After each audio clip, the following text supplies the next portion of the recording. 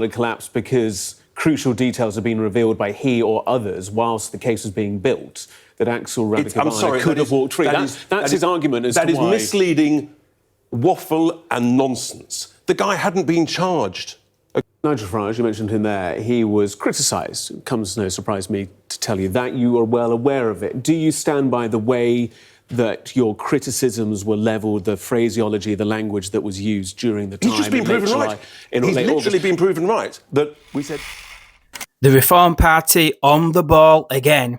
This time, Reform MP Richard Tice is exposing the government cover-up over Southport, and he eloquently explains why the Prime Minister is talking nonsense, and he does not let the Sky News host try changing the narrative. He called it perfectly, and it's good to see the emotion in his voice. He has every right to be angry. And he sticks up for Nigel Farage, saying those who covered up the truth are responsible for the rioting. The host tries to talk about the language Farage used during the riots. Tice is having none of it and says Farage has literally been proven correct.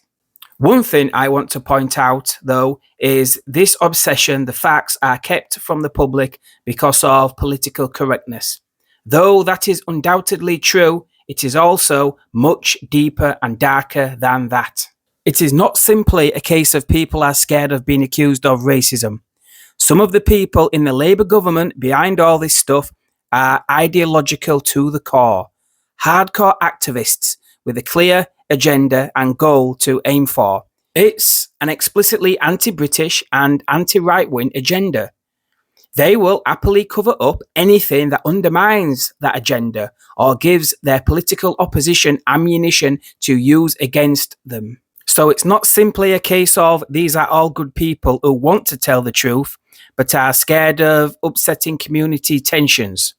Some of these people couldn't care less about community tensions. They are about not doing anything that may jeopardize their agenda. They will also say and do anything that may benefit it. We need to acknowledge that if we are to tackle this ideology. We need politicians who understand radical left-wing revolutionary politics and the tactics they use. Anyway, this is brilliant from Richard Tice. Take a watch. Well, Reform MP Richard Tice is with us now. Your party called on the Prime Minister to answer a lot of questions. He's been addressing some of that. What do you make of it?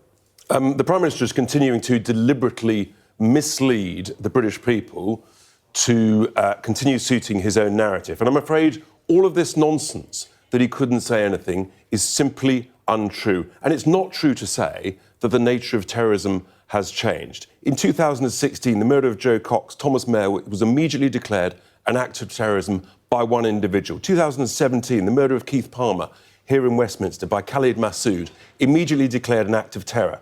August 18 car attack outside Westminster, immediately declared an act of terror by one individual. December 18, Mahdi Mohammed stabbing 3 people in Manchester Airport, an act of terror declared immediately by one individual. What's happened here is that the Prime Minister and the Home Secretary, as he admitted this morning, knew within hours what was going on. He will have known about the background of this individual.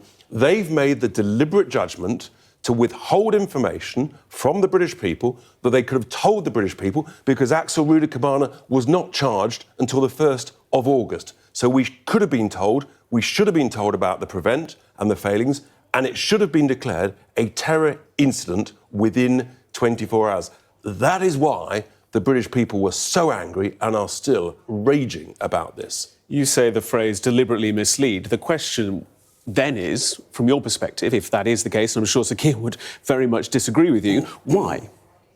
Because I'm afraid I think it's to do with political correctness. They were nervous about the fact, about the background of this individual and the failings of institutions multiple times. Prevent that we'd already been told. After the London Bridge attacks, we'd already been told that Prevent was going to be reorganised and sorted out. We knew of its failings. Didn't happen. We hear that police, he'd been in touch with the police, he'd been in touch with court, youth justice service.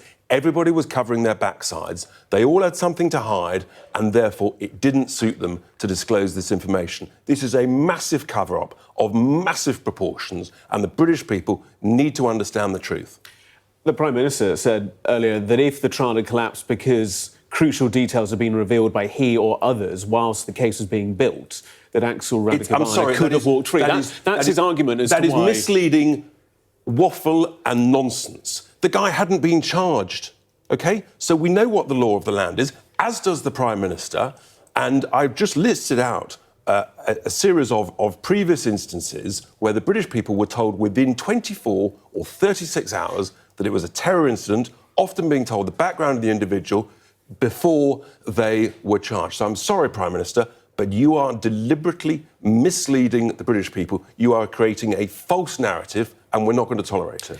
He says that laws need to be reviewed, reformed and changed. They don't. The laws are there. They're absolutely fine, as has previously been set out, as I've just listed, 4 cases. But if it is the case that the framework within which Prevent is working isn't broad enough to identify a child such as this who's obsessed with genocide, mass killings, school shootings. How much more information do you need? But is it not the case, as he's trying to make, that it does need reform to the Prevent protocol? You're right, the country needs reform because we're sick and tired of this incompetence by multiple authorities across the establishment. We've just had enough of these multiple failures. We were told Prevent was going to be reformed and changed, and it wasn't. You know, root and branch reform of all of this stuff is required. It is totally, totally unacceptable. So do you welcome these new reviews, these new inquiries?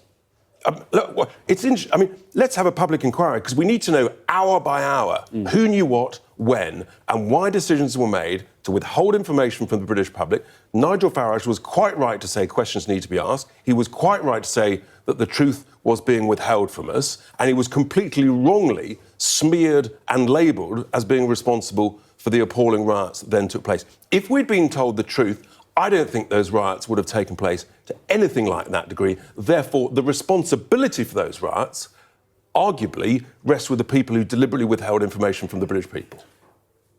Nigel Farage, you mentioned him there, he was criticised. It comes as no surprise to me to tell you that. You are well aware of it. Do you stand by the way that your criticisms were levelled, the phraseology, the language that was used during the time? He's just been proven right.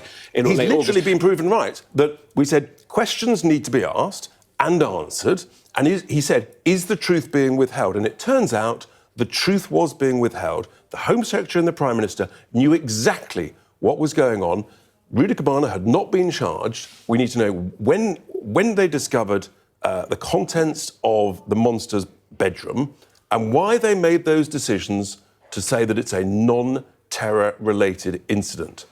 The day after, and then even months later, on the 29th of October, the Chief Constable of Merseyside Police inexplicably still said it's non-terror-related. Richard Tice, Reform MP, thank you.